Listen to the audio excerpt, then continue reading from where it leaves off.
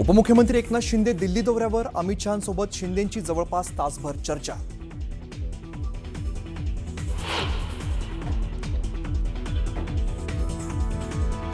शिंदेंचे मंत्री आता त्यांचं ऐकत नाहीत। शिंदेंच्या मंत्र्यांचे बॉस आता फडणवीस। अंबादास दानवेंची टीका, तर दानवेच त्यांचा बॉस बदलण्याच्या तयारीत। दानवेंना उदय सामंतांचं उत्तर।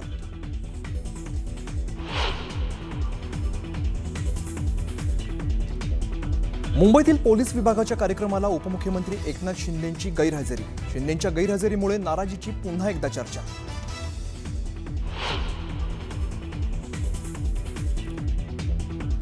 ठाकरेंची सेना आणि मनसेमध्ये जागा वाटपाच्या प्राथमिक चर्चेला सुरुवात। मनसेला 70च्या आसपास जागा देण्याची ठाकरेंच्या सेनेची तयारी।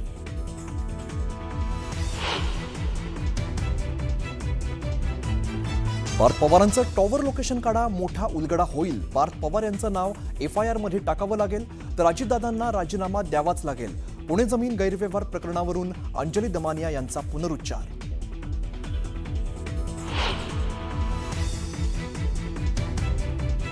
सोलापुरात राजन पाटलांच्या मुलाचं अजित पवारांना थेट आव्हान। बाळराजे पाटील यांचा व्हिडिओ व्हायरल, तर राजन पाटील यांनी बाळराजेंच्या विधानाबाबत व्यक्त केली दिलगिरी।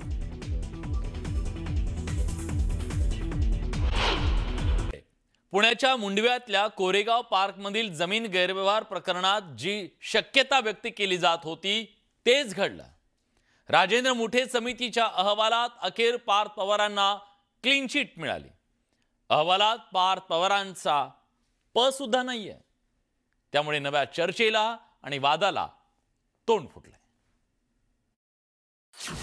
कोरेगाव जमीन प्रकरणी पार्थला क्लीन चिट। नोंदणी विभागाच्या अहवालात नावच नाही।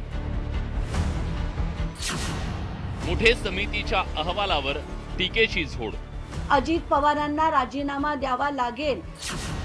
दमानिया कुंभारांकडून प्रश्नांची सरबत्ती। पुण्यातल्या मुंडव्याच्या कोरेगाव पार्कमधील 40 एकर जमीन खरेदीच्या गैरव्यवहाराचा पहिला अहवाल समोर आला। नोंदणी विभागाचे सहनोंदणी उपमहानिरीक्षक राजेंद्र मुठे यांच्या अध्यक्षतेखालील समितीच्या अहवालात पार्थ पवार यांना क्लीन चिट देण्यात आली आहे। कारण या अहवालात पार्थ पवारांच्या नावाचा उल्लेखच नाहीये। मुठे समितीने सरकारला सादर केलेल्या या अहवालात काही निरीक्षणं नोंदवत निष्कर्ष काढलेत।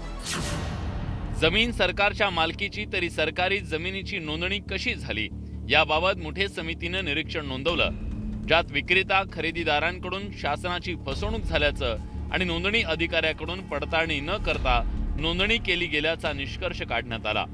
यात दुसरं निरीक्षण आहे, 7% दरानं 21 कोटी स्टॅम्प ड्युटी अपेक्षित असताना केवळ 500 रुपये घेतल्याचं नोंदवलं गेलं आणि त्यातही आवश्यक कागदपत्र जोडलेले नाहीत हे स्पष्ट झालं।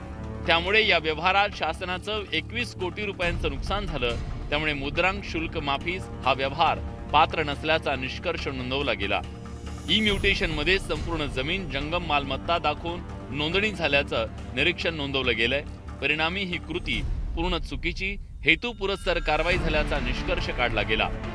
खरेदीदारांनी आवश्यक प्रमाणपत्र दिलं नाही, वेगळा मसुदा तयार करून नोंदणी झाल्याचं निरीक्षणात आलं, ज्यातून दिशाभूल आणि फसवणूक झाल्याचा निष्कर्ष नोंदवण्यात आला।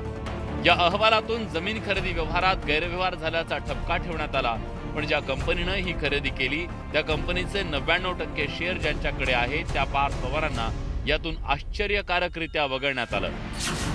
या अहवालात पार्थ पवार यांच्या अमेडिया कंपनीचे 1% भागीदार असलेले दिग्विजय पाटील, जमीन लिहून देणाऱ्या शीतल तेजवानी आणि उपनिबंधक रवींद्र तारू यांचा उल्लेख आहे। दिग्विजय पाटील आणि शीतल तेजवानी यांच्यावर गैरव्यवहाराची जबाबदारी निश्चित करण्यात आली। तसंच भविष्यात असे गैरव्यवहार होऊ नयेत यासाठी मुठे समितीने शिफारस देखील केली आहे। पण स्थावर मालमत्ता असलेल्या जमिनीला जंगम मालमत्ता दाखवून व्यवहार करणाऱ्या महाभाग अधिकाऱ्यांचे गॉडफादर शोधण्याची मागणी आता केली जाते। जमिनीला जंगम मालमत्ता समजणारं आपलं ऐतिहासिक जे पौराणिक पात्र आहे ते म्हणजे पवनपुत्र हनुमान। त्यानंतर तशी करामत फक्त महाराष्ट्रातले अधिकारीच दाखवत आहेत असं नक्की म्हणता येईल। पण पवनपुत्र हनुमानाने एका चांगल्या हेतूने ते काम केलं होतं, परंतु हे जे प्रशासनातले बजरंग आहेत यांचा राम कोण आहे ते माहिती नाही। सगळे मोकाट फिरत आहेत, अगदी सांडासारखे फिरत आहेत। मोकाट, म्हणजे पूर्ण स्टॅम्प ड्युटी चोरून, घोटाळा करून, सरकारी जमिनीची खरेदी विक्री करून, हे काय SDOना माहीत नाही, कलेक्टरला माहीत नाही, झोपले होते काय? कस्टडियन असतात जिल्हाधिकारी, तो पण इन्व्हॉल्व आहेत, सगळ्या राजकीय दबावापोटी झालेला आहे आणि अद्यापही तो व्यवहार घोषणा करून झाली, अद्यापही तो व्यवहार रद्द झाला नाही. काय अहवाल आणायचा आहे? सरकारने सुमोटो जायला पाहिजे. मुठे समितीच्या या अहवालावर सामाजिक कार्यकर्त्या अंजली दमानी यांनी आक्षेप नोंदवत पुन्हा एकदा पार्थ पवार आणि अजित पवारांवर हल्ला चढवलाय. तसंच सूर्यकांत येवलेंच्या अटकेची मागणी दमानी यांनी लावून धरली आहे. मीडियाची माणसं, त्यांचे बाउन्सर, त्यांचे वकील तिकडे जाऊन त्यांनी दादागिरी केली. आज सकाळपासनं मी या RTI साठी मी त्यांना आधी त्यांच्याकडनं पब्लिक डिस्क्लोजर खाली पोलीसकडनं मागणी केली. मग मी ईमेल पाठवलं, सकाळपासून त्यांना RTI पाठवून सगळं पाठवून झालं होतं. आत्ता माझ्या हातात हा कागद आला आणि हा महाराष्ट्राचं राजकारण नक्कीच यांनी ढवळून निघेल. कारण आता अजित पवारांना राजीनामा द्यावा लागेल आणि पार्थ पवार यांच्या CDRवरनं तात्काळ त्यांचा CDR मागवावा.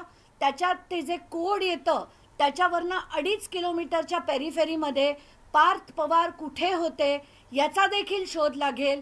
ही माणसं कोण होती याचा देखील शोध लागेल आणि आत्तापर्यंत जे पार्थ पवारचं नाव FIR मध्ये घातलं गेलं नाहीये ते होईल.